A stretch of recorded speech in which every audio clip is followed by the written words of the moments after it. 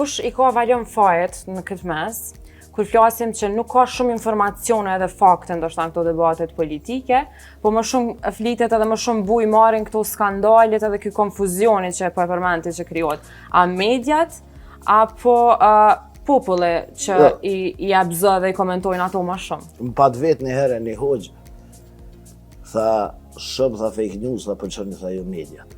Unola për mos mi thon hoxhës dhe më thon kuptimin kështu tronë, me aqit kafeja, se preket, se edhe ashtu janë regjistruar 93% regjistrim popullatës musliman, po të besoj që 93% shqiptarë se lema musliman, si dhe qoftë nuk i besoj aty në shifrave absolut.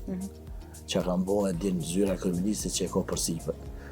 Po i thash fake news jo moti, dhe me thonë qatë ditë që jo dole vërteta, mas 3 minuta ka dal ose me një herë, ose simultanisht, ka dal edhe rana.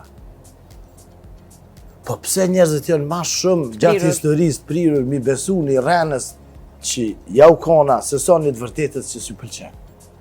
Kjo është që ajo mjeshtria e konfuzionit, e mashtrimit, e krejt. Pra, nëse e këshyrim fejnë, a është feja fake news, a është e vërtet. Nuk përdu me ofendu asë të një në fejnë. Po nëse dalën në sëtë, thëmë, valën zyla djali zotit, që shë këshëni? Ose nëse reportojën në vitin zerra, historik. Që u ringjall një person i cili u konë qape di jo ne, profet. Qyshe raportojën e Leos ose kolegëve të mija të debat, thë valla unë gjallë e la shpellën qimë.